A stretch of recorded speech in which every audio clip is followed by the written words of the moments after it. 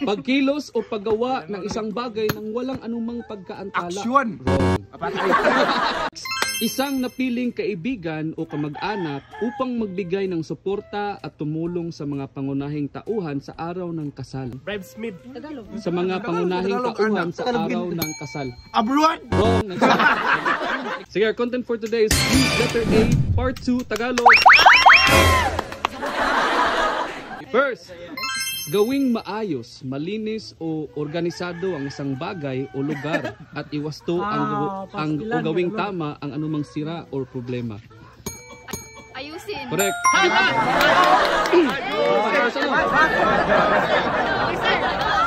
Abesa, ito ay tumutukoy sa mga manggagamot na gumagamit ng sinaunang paraan ng panggagamot. Barang. 5. Oh, sige. Ikaw na. Isang to? 5. Siya. Oy. Ikaw. Ikaw lagi. Ade, pag this is isa yun na, kaya akong balik ko na question. Ay, sige ako. Pero ya, ako ya. Arbolario. Correct. Albularyo. Correct. Oh, next players, please. Next, isang napiling kaibigan o kamag-anak upang magbigay ng suporta at tumulong sa mga pangunahing tauhan sa araw ng kasal. Isang napiling kaibigan o kamag-anak upang magbigay ng suporta at tumulong Bridesmaid. sa mga pangunahing tauhan sa araw ng kasal. Abroad. Wrong. Ikaw din. 5. Sponsor. Wrong. Abay. Abay. Kailan mag-abay, di ba? Abay. Next, maliit at hindi gaanong mahalagang bagay. Karaniwang ginagamit bilang palamuti sa bahay dahil sa kaakit-akit na anyo o disenyo. Maliit at hindi gaanong mahalagang bagay. Karaniwang ginagamit bilang palamuti sa bahay dahil sa kaakit-akit na anyo o disenyo. 5. Luka.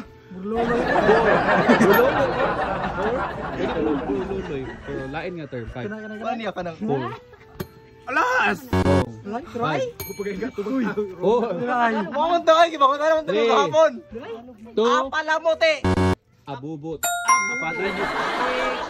Bubot niya, Tagalog mo na. Next, taong gumagamit ng kapangyarihan o lakas sa di makatarungang paraan, physical man o emosyonal upang manakit. Taong gumagamit ng kapangyarihan o lakas sa di makatarungang paraan. Ano yun? Parang albularyo. Abarangan. Amihan. Wrong.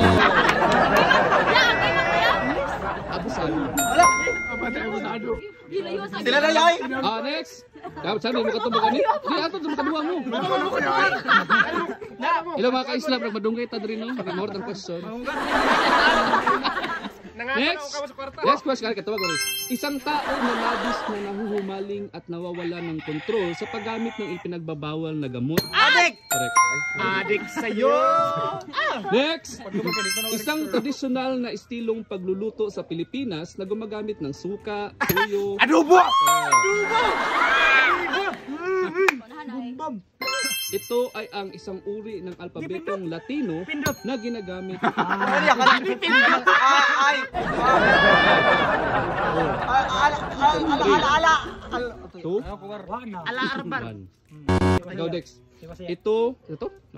Ito ay isang uri ng alpabetong Latino na ginagamit sa mga wika ng Pilipinas. Ang salitang ito ay nagmula sa 4 na unang titik ng alpabetong ito.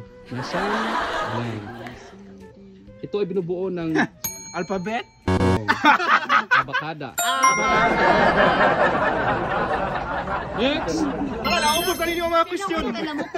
Pagkilos o paggawa ng isang bagay nang walang anumang pagkaantala. Aksyon. Pagkilos o paggawa ng isang bagay nang walang anumang pagkaantala. Pagpapahiwatig ng ito ay dapat isagawa kaagad at sa lalong madaling panahon. Gawin mo ito blank. Asap. Wrong. English. Agad. Next question. Ito ay ipinagkaitan ng tamang pag-aalaga at atensyon o iniwan at hindi na ginagamit. For example, ang balay. Iniwan at hindi na ginagamit. 5. 4. 3. 2. Kung ano siya, abandon! Correct. Abandon!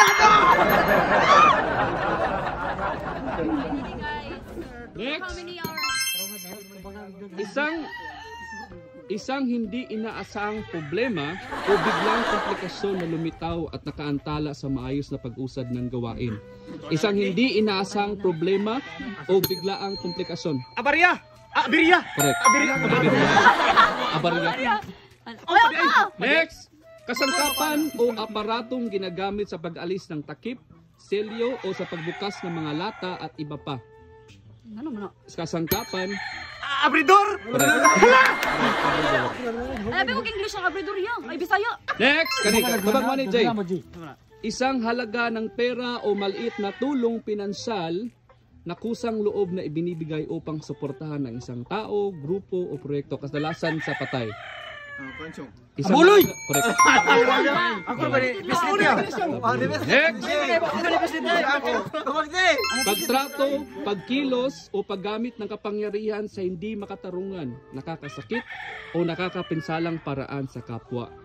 Pagtrato, pagkilos o paggamit ng kapangyarihan sa hindi makatarungan, nakakasakit o nakapipinsalang paraan sa kapwa, hayop o bagay. Manani ganina. Di short rang answer. 5. Nakaganina? Oh, 4. Tuan. 3. Tipin na G! 2. Abusado. Abuso. Correct. Kaya pa naman ito!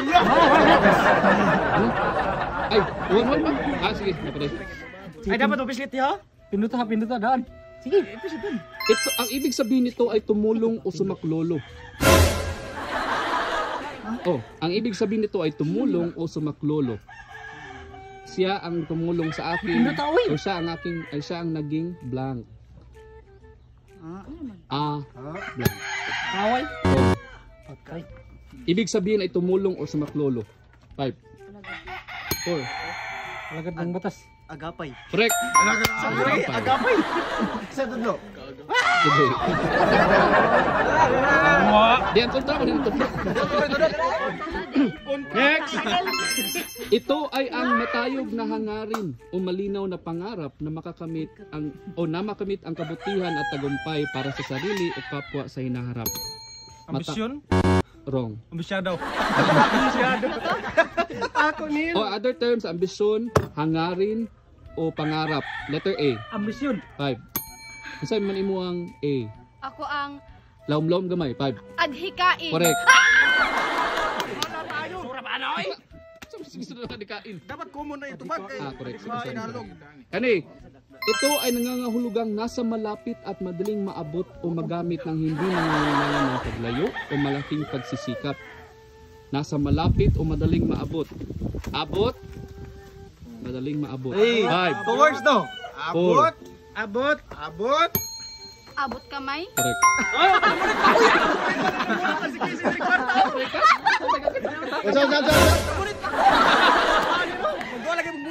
Next question. Ito ay mga natirang pinong-pino at abuhing sangkap mula sa nasunog na bagay. Madalas kini. Abo! Correct. Ay, ako siya ba? Tay na ni. Tay na, tay. Ano simpura kayo ni sa araw di mo? Ikawalong buwan sa Gregorianong kalendaryo. Agosto. Correct. Hagkit.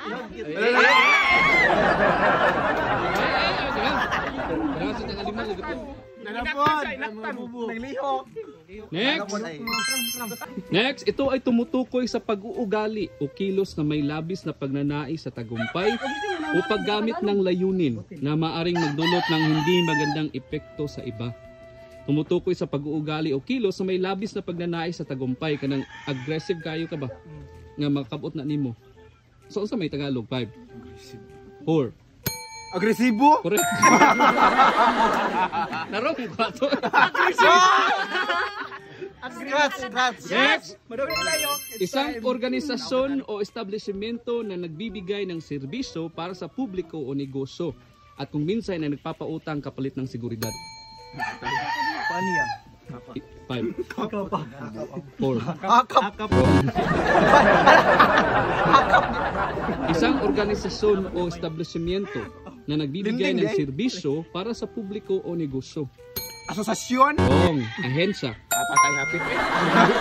Kulog ito eh. Ang negosyo kay kanang gikuan ra ahinsya negosyo. Next, isang paniniwala o opinyon na walang sapat na ebidensya at hindi tiyak o siguradong totoo. Isang paniniwala o opinyon na walang sapat na ebidensya at hindi katiyak kung sigurado ba o totoo. Akala. Correct. Walo. Next. Ito ay ang paghawak sa kamay o pagbibigay direksyon sa isang tao upang gabayan o ituro patungo sa nais niyang puntahan. Akbay? Wrong. For example, ang tiguang or buta, imong Ay, alalay! other term. 5, 4, akayin. Apatay. Wala ko na Next. Gumamit ng paraan upang magkaroon ng interes o hikayatin ng isang tao sa iyo, bagay o ideya sa anumang dahilan tulad ng pag-ibig o paghanga. Ay, saba. Ano pala yung sila na mo? Gumamit ng paraan upang magkaroon ng interes o hikayatin ng isang tao sa iyo.